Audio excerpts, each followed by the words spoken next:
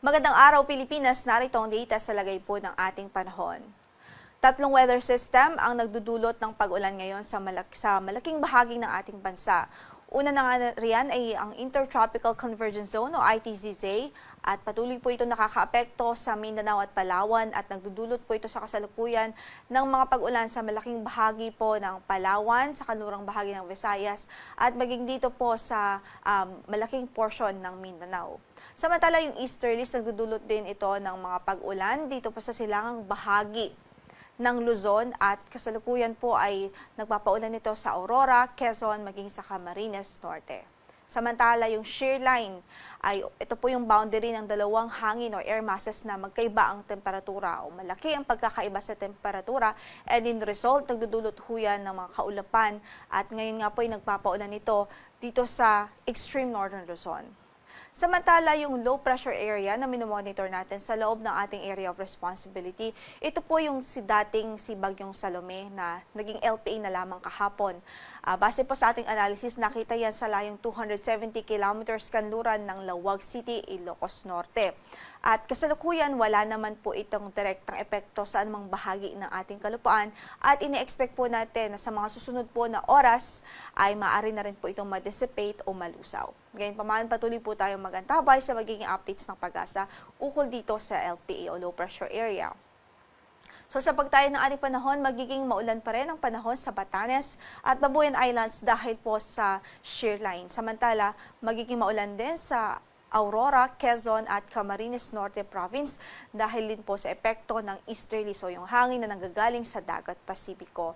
Samantala sa natitirang bahagi po ng Luzon at maging sa Palawan po, magiging maulan din tayo dahil sa Intertropical Convergence Zone. But apart from that, sa Metro Manila at natitirang bahagi ng Luzon ay isolated, mga pulo-pulong, mga mahihinang pag-ulan ang pwede pong maranasan. So sa Metro Manila, 25 to 32 degrees Celsius ang inaasahang magiging agwat ng temperatura. Sa Baguio ay 18 to 24, 25 to 32 sa Lawag City, 25 to 31 degrees Celsius sa Tuguegarao at 24 to 31 degrees Celsius sa Legazpi City. Habang sa Tagaytay ay 22 to 30 degrees Celsius. So, ang magiging agwat ng temperatura.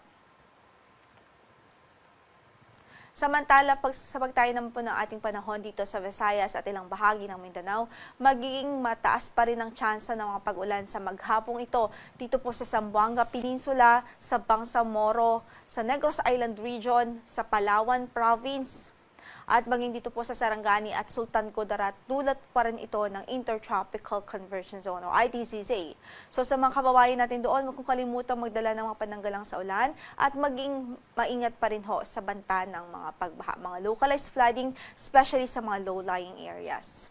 So sa pagtayo naman ng ating temperatura sa Cagayan de Oro ay 24 to 29 degrees Celsius, 26 to 32 naman sa Davao City, 24 to 32 sa Zamboanga, 24 to 31 degrees Celsius sa Puerto Princesa City, 26 to 31 degrees Celsius sa Cebu, 21 to 31 sa Iloilo at 25 to 30 degrees Celsius sa Tacloban, habang sa Calayan Islands ay 24 to 31 degrees Celsius naman po. Sa kasalukuyan ay wala po tayong gale warning na nakataas sa anumang bahagi ng ating baybaying dagat. Although pinag-iingat natin ang ating mga kababayang mandaragat, especially dito po sa extreme northern Luzon dahil katamtaman hanggang sa maalon pa rin ang kondisyon ng karagatan dyan dahil sa northeasterly wind flow. So ingat po ang ating abiso sa ating mga kababayan doon, lalong-lalo po yung ating mga mandaragat na gumagamit ho ng mga small vessels o yung maliliit na sasakyang pandagat dahil sa maalong kondisyon ng karagatan. Samantala, banayad naman hanggang sa katamtaman na magiging pag-alon sa natitirang bahagi pa ng ating archipelago. Ang sunrise natin for today is 5:49 in the morning, maya-maya lamang huyan at lulubog ang araw sa ganap na alas 5:31 ng hapon. Ito po si Lori de la Cruz Galicia. Magandang umaga po.